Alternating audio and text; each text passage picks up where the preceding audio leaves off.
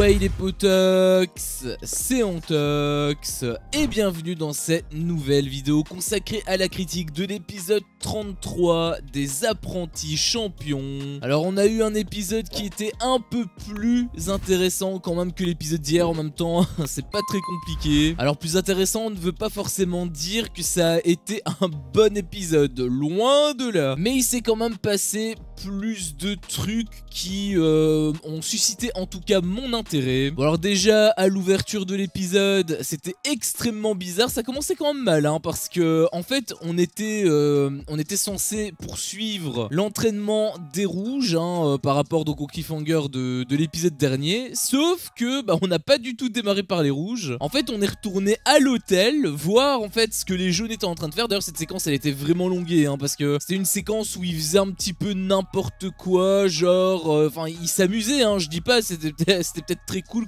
sur le moment, mais si t'étais là c'était peut-être très drôle, mais d'un point de vue extérieur personnellement je voyais ça, je me suis dit mais qu'est-ce qu'on en a à foutre quoi.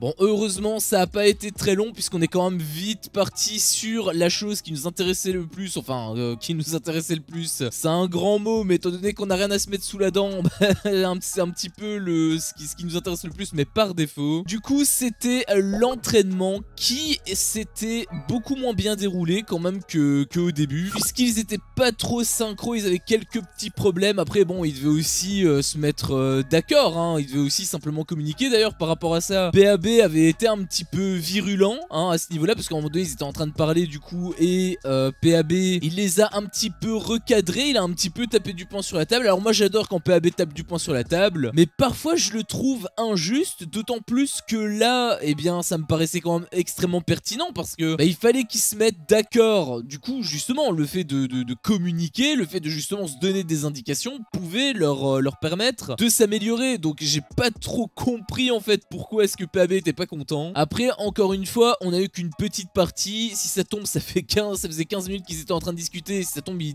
se disputaient plus qu'autre chose. On n'a pas eu la totalité de la séquence donc on peut pas être assuré, mais en tout cas rien que par rapport à ce qu'on a vu, eh bien j'étais un petit peu mitigé sur le comportement en fait, sur la réaction de PAB. Après bon dans tous les cas au final ça s'est quand même plutôt bien déroulé, c'est bien passé à la finalité. On les voyait qu'ils étaient quand même assez confiants, ils avaient réglé quelques petits problèmes. Alors peut-être que c'était pas à 100% parfait, mais dans tous les cas ça reste des apprentis champions, je le rappelle. Puis on a eu tout doucement les jaunes qui les ont remplacés. Alors déjà petit point noir par rapport à l'équipe des jaunes, parce que Vivian est blessé apparemment, il est un petit peu bloqué au niveau du dos, je sais pas trop ce qu'il a honnêtement, mais du coup voilà c'est extrêmement compliqué pour lui, j'ai déjà eu plein de blocages de dos et je peux t'assurer qu'en termes de sport c'est vraiment pas agréable, et t'es surtout ultra limité dans tes mouvements, donc malheureusement ça je peux comprendre sa douleur. D'ailleurs Mumu avait aussi été pas très sympa, enfin j'ai trouvé un peu injuste également sur une réflexion qu'elle a eue. Là les coachs se sont vraiment lâchés, autant PAB que Muriel, ils ont eu des comportements, des réactions que j'ai trouvé un petit peu excessifs. Et donc les dires de Muriel c'était qu'en interview en fait elle disait que Vivian n'était pas motivé car tout simplement donc il voulait pas faire le porté. Alors j'ai envie de dire c'est un peu normal s'il est bloqué, il faudrait peut-être pas qu'il se blesse plus que ça, je sais pas. Enfin voilà, je les ai trouvés un petit peu trop strict pour le coup. Autant parfois j'ai trouvé vraiment beaucoup trop souple, autant là je les ai trouvés un petit peu excessifs, très honnêtement. Alors surtout par rapport à ce point-ci, par rapport à cette séquence, parce qu'il y a eu une autre séquence un petit peu plus tard où justement il y a eu un gros clash en gros entre Beverly et Clarisse, tout ça à cause d'une question de poids, donc c'était un petit peu c'était de la pure télé-réalité, j'ai envie de te dire. Et là par contre Muriel elle avait tapé du poing sur la table, mais cette fois-ci je lui donne totalement raison, parce que ils étaient en entraînement et les filles elles ont rien eu de mieux à faire que de se chamailler. Alors je peux comprendre que voilà Beverly ça allait un petit peu saoulé que on ait parlé de son surpoids entre guillemets, parce que bon c'est que 5 kilos encore une fois. Et Clarisse je peux aussi comprendre que voilà elle a pas apprécié la manière dont elle a été accueillie si je puis dire. Donc je peux comprendre qu'elle se prenne le chou chou, mais de là à être aussi longue par rapport donc à cette dispute, hein. Je rappelle encore une fois qu'ils sont en plein entraînement, donc rien que par respect par rapport à l'association, et même par respect par rapport à Muriel, parce que Muriel aussi était en train de crier, à un moment donné elle gueulait de ouf, mais les filles quand elles sont lancées, on les arrête plus. Heureusement que les mecs étaient là pour vraiment un peu leur remettre les pieds sur terre, mais c'était vraiment pas sympa, j'avais trouvé de leur part donc concernant Muriel. Donc là par contre je donne totalement raison à Mumu. Et donc voilà, on a eu la deuxième partie d'entraînement, on le savait, hein, ce serait la partie des jaunes. Et comment te dire que même dans Star Wars épisode 2, on n'en fait pas des comme ça, hein, parce que le clonage c'est censé être une grande spécialité de Star Wars. Mais apparemment W9 aime bien aussi utiliser le petit raccourci copier-coller. Bah oui, parce que c'était exactement la même chose, hein. Alors il y a eu la petite dispute, hein, comme je t'ai dit, mais dans tous les cas le déroulé s'est passé exactement comme de la même manière en fait, hein, exactement tout pareil, c'est-à-dire que il y avait des problèmes, hein, ils devaient régler quelques soucis, puis au final ça s'est plus ou moins réglé. Alors j'ai trouvé que ça s'est moins bien réglé que par rapport au rouge, hein, mais la finalité c'est que dans tous les cas ça s'est plus ou moins apaisé en tout cas. Et donc on s'est tapé deux fois la même séquence. Alors par rapport à la petite dispute, comme je t'ai dit, c'était assez intéressant, enfin c'était divertissant plutôt, mais est-ce que ça valait 10 minutes voire même 15 minutes d'épisode pour une petite séquence qui a duré grand maximum 2 minutes? Je suis pas certain. D'ailleurs je sais que c'est mieux que des séquences amourettes qu'on s'est tapé depuis le début. Enfin c'est censé être mieux sur le papier, mais en soi c'est comme si tu choisissais entre la peste et le choléra, hein, parce que globalement, alors encore une fois je sais pas vous, mais pour moi les entraînements je les trouve totalement inutiles d'un point de vue téléspectateur, hein. En fait c'est comme si je te demandais, toi dans la vraie vie, est-ce que parfois tu vas à la salle de sport pas pour faire du sport, uniquement pour regarder les autres faire du sport? Non, la réponse est tout simplement non, t'en as rien à foutre de ça. Et bien c'est exactement mon cas avec ces séquences de sport. C'est mieux bien sûr que des séquences amourettes, mais quitte à choisir une séquence intéressante, et bien je pense que la séquence épreuve aurait été bien plus pertinente, hein. Heureusement que pendant les crosses ils te mettaient pas des séquences d'entraînement. Imagine comment ça aurait été mal perçu par les spectateurs.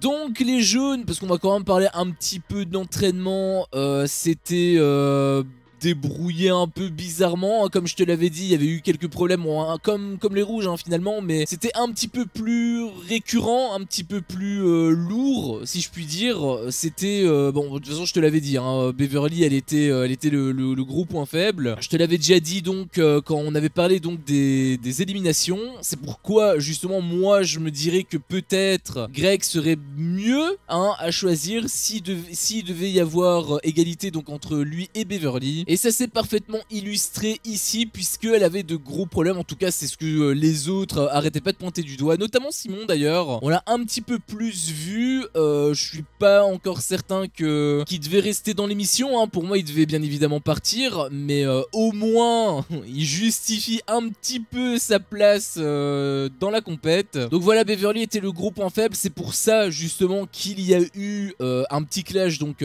par après. D'ailleurs juste avant le clash, quand tu voyais donc Beverly faire ses trucs etc, elle était apparemment pas gracieuse. Je sais pas trop, hein, personnellement. Moi j'ai trouvé quand même plutôt correct. Après j'ai pas vu toute la séquence, donc je sais pas ce que les candidats ont vu, mais moi je l'avais trouvé plutôt bonne en fait, hein, plutôt suffisante. Après bon, peut-être que c'était un problème que les autres avaient, parce que peut-être que c'était compliqué pour la soulever. Ça maturait du coup avec le clash concernant le poids, mais bon bref, quoi qu'il en soit, elle a fait donc ce qu'elle avait à faire, elle a essayé en tout cas. Et tu as Greg qui s'est un peu foutu de sa gueule en interview en disant que c'était un cachalot et tout. Alors je suis très curieux d'être à la cérémonie d'élimination pour voir justement s'il a le même sourire. Bref, on va pas être plus long que ça par rapport à cette séquence d'entraînement, c'était un peu longué. Il y a eu donc le petit clash qui est intéressant, mais rien de grande chose, j'ai envie de te dire. Ils avaient pas l'air très sereins, hein. C'est pour ça que pour moi, encore une fois, ça rajoute davantage de poids au fait que pour moi les jaunes vont éliminer. Après, on n'est jamais à l'abri de rien, hein. J'espère avoir la surprise, mais j'y crois pas trop honnêtement. T'as eu aussi une séquence donc juste après où t'avais Simon en gros qui mettait un peu la pression parce que voilà, il disait qu'à 23 h il fallait partir, donc il faudrait peut-être arrêter de parler et de s'habiller hein, pour pouvoir sortir. Et du coup forcément ça a pas trop plu à Greg. Il a un petit peu haussé le ton, il voulait un peu peut-être partir en clash hein. Bon, Simon était pas du tout tombé dans son jeu, mais je sais pas hein, peut-être que c'est juste à l'image, mais c'était très bizarre cette séquence parce que vu en plus tous les enchaînements avec les interviews et tout, ce que Simon avait dit, etc. Eh bien, on aurait dit honnêtement que Simon en fait il était pressé hein, de retrouver quelqu'un, puisque bon, je te l'ai pas dit, mais en gros il avait donné rendez-vous à Cassandra, enfin donné rendez-vous, il avait plutôt demandé à Cassandra de pas dormir, comme ça il pourrait dormir avec elle. Bon, t'as très bien compris ce que ça sous-entendait hein, à mon avis il voulait juste tirer un coup hein, parce que sinon pourquoi vouloir absolument dormir avec elle alors que bon, ils sont ex, ok, mais ils sont rien de plus, enfin ils peuvent être amis mais ils sont pas en couple, donc tu te doutes bien que c'était pour question sexualité, n'est-ce pas? Et je sais pas si c'est moi, mais le Simon, bon déjà bien évidemment il est complètement out par rapport à la partie compétitive hein, donc il a eu la chance d'être resté donc dans cette émission alors qu'il est blessé, donc tant mieux pour lui hein, j'ai envie de te dire. Sauf que, alors encore une fois je sais pas hein, dites-moi dans les commentaires, mais j'ai quand même l'impression que Simon c'est un gros pervers qui pense vraiment que au cul hein. Alors bien sûr le sexe c'est magnifique hein, c'est plein de bonheur, c'est voilà, ça soulage, c'est tout ce que tu veux, mais on dirait quand même qu'il pense uniquement à ça. Je sais pas si c'est le montage parce que bien sûr on a eu toute une journée et on n'a pas vu toute cette journée là, donc peut-être qu'ils ont juste sélectionné les passages, mais ça fait quand même extrêmement bizarre par rapport à Simon, d'autant plus encore une fois que c'est son ex hein, que juste avant il s'était un petit peu rapproché de Luana. Du coup quand Luana dit que elle a pas donné ce qu'il voulait et que du coup il est parti ailleurs, bah en réalité je commence carrément à y croire hein. Enfin bref, il avait envie de se dépêcher pour retrouver bien sûr Cassandra hein. Il est peut-être pressé de se vider quelque chose hein, si tu vois ce que je veux dire. Et d'ailleurs ce qui m'a aussi extrêmement choqué, c'est la réponse en fait de Cassandra, puisque Cassandra avait dit en fait, apparemment elle avait dit en interview, j'ai tellement envie d'avoir des informations que c'est donnant. Il a cru quoi lui? Bah ouais, il a cru quoi lui? Il a cru qu'il allait avoir mon cul gratuitement sans rien donner en retour? Non mon coco, si tu veux tirer ton coup, tu dois me donner des informations.